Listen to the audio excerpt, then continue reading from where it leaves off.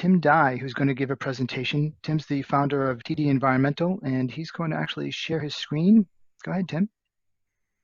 Okay, there we go. So yeah, thanks for the opportunity to talk about what I do at TD Environmental Services. And I want to share with you kind of what I do, but share it through projects. Principally, I'm doing and working with air sensors, with air monitoring in three kind of areas. One is advisory consulting. So advising and working with different organizations that want to deploy networks or perhaps fund projects, that type of thing. And that includes both private sector and others.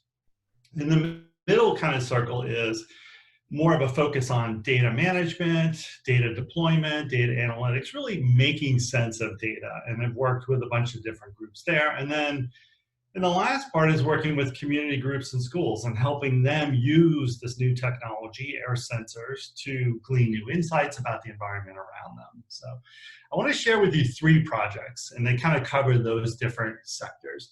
The first one is an advisory consulting project that we did. I did this with Stacks Incorporated. They're a financial due diligence firm in New York. And we were funded by a philanthropic organization to really assess the air sensor market. And the goal here was not a science project. The goal was really, how can we bring more capital to this market area? How can you demonstrate that it's worthwhile investing in air sensor companies or data companies or air monitoring companies to bring more investment to the space? Because there's a lot of investors that don't know about that. So Stacks and I did a variety of different types of research and talked to different groups. And we found some interesting things. I mean, one was there's really fragmented solutions out there. You know, there's very few end-to-end products where you can buy your air sensor and your air sensor network and it's all bundled and it gives you the answer you want. That doesn't really exist. And it's early market. It's an early stage for that. The other thing that we found is from the buyer side, or the users, people that are using air sensors, there's confusion about the quality. There's some false promises being made. There are kind of wonky or unusual ways of displaying and communicating data, creating some challenges for users. On the seller side, thinking about the business, the air sensor companies, the data companies, it's really unclear what the expectations are from the different buyers. There's no performance standards yet, although EPA and other organizations are working on that. That's great. The other thing is air pollution problems are kind of unique, so it requires custom solutions, so it's sometimes hard to scale. The main finding of this was really, in order for us to have a healthy environment, we really need a healthy business ecosystem. We need companies out there that can create products and create quality products that meet a need for either the government or consumer or industrial. And ultimately, there are ways for private equity investors or venture capitalists to actually make money with these companies. And all of that really helps us because then we get better sensors to do science studies with and better algorithms and techniques and so forth. In the second project, I wanted to share with you some work that I did in Brazil. And this was work funded by the World Resource Institute. Brazil has, in central Sao Paulo, they have a car-free Friday where they shut down traffic. And WRI was interested in using air sensors to see if they could detect changes in air quality as a result of car-free Fridays. So I worked with them and mentored them through kind of the whole process of how you select sensors, deploy them, etc. And one of the things that we did, it was really important for this study, was a lot of focus on co-location. And so we designed a co-location strategy that incorporated the 30 air beams that we deployed, measured PM 2.5. It was a 2-month study, and we had co-location at the beginning and the end of the study, and also with reference. We were able to show, you know, some differences in car-free Fridays, which was good, and there was a lot of analysis involved. I think there was also a lot of learning involved. You know, one of the things that, you know, we realized and wanted to do was to get a sensor that can measure primary pollutants. But at the time that we did the study in 2018, there really wasn't anything on the price point that we needed to do that. I think the other learning was, you know, if you're doing and deploying 10 sensors, it's an interesting science project, it's an interesting project. If you're doing 30 or 100, all of a sudden it becomes a logistics project. You know, how do we keep track of everything, accounting for everything, coordinating, doing all that? The last finding I think was a really important one.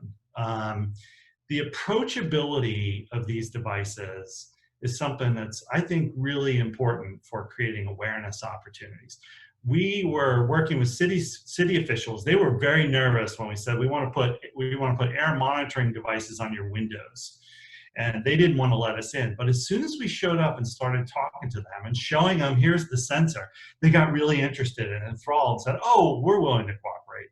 And so this approachability is really important. And the approachability, I think, also extends to the third area that I wanted to just briefly talk about, and that's schools. I've been working and I've created a high school and middle school curriculum called Air Actions that takes and uses sensors. It could be the 2B Tech portable air monitor shown here, or AirBeam, or any other one. And it puts these in students' hands so that they can begin to understand the world around them and, more importantly, take action. And it's really engaging, and I'm doing this in a number of different cities. And I think the thing that I like is, one, it makes air sensors approachable, it makes science approachable, but more importantly, students can figure out, oh, there's a problem here, and take action. And recently deployed these at a high school, and the students found high CO2 levels in a classroom. And they're like, okay, how do we fix this? Well, we open the windows, open the doors, and increase ventilation. But they also found higher CO levels due to a malfunctioning boiler in the men's locker room. And so I think there's problems out there, and these devices are really great at helping find some of those problems. So with that, that's kind of a quick snapshot of 3 things that I do with some example projects. I'd love to, answer a question if we have time. Otherwise, you can always contact me here. I love talking about this technology, applications of it, etc. And I would invite everyone to attend next week. We're going to be talking about the state of air sensors, kind of where's everything going, and share some projects from other organizations around the world. So thank you.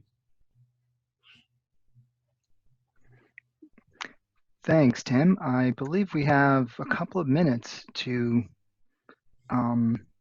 hear questions and answers. I don't see any questions yet in the chat box, but let's see.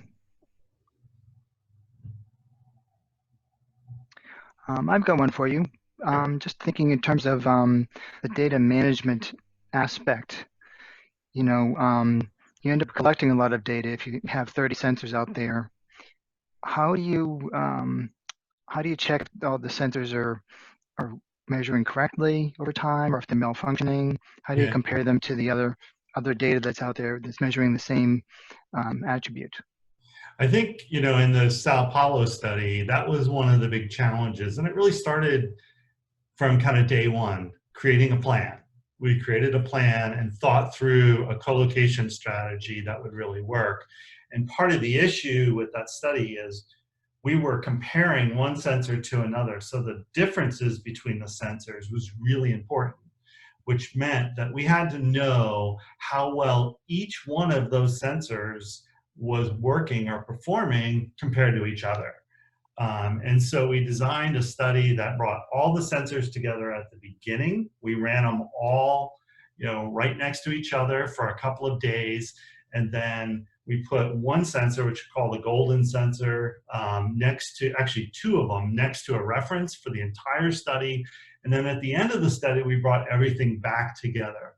So we were able to know how the sensors performed at the beginning, throughout, and at the end, relative to a reference and relative to each other. And that was really critical for that type of study. That's great. Let's see if you can have some quick responses to this first question and then the last one.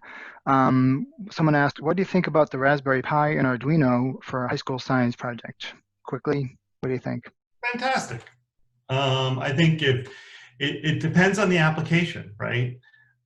If the application is to go out and measure air quality accurately, probably not the best. But if the application is to figure out how things work, how an air sensor works? Absolutely, spot on. That's great. Great. And last one, this is could be a long answer, but I'm going to still ask you to make it short. This is can you elaborate on your experience in exciting air sensor markets such as India? Um, I've worked in India for a couple of years now. It's great to see all the innovation and all the excitement over there. There are lots of different air sensor deployments going on, both with NGOs, with the government, as well as with lots of academic institutions. A lot of the IITs in India are doing some great work. It's exciting to see.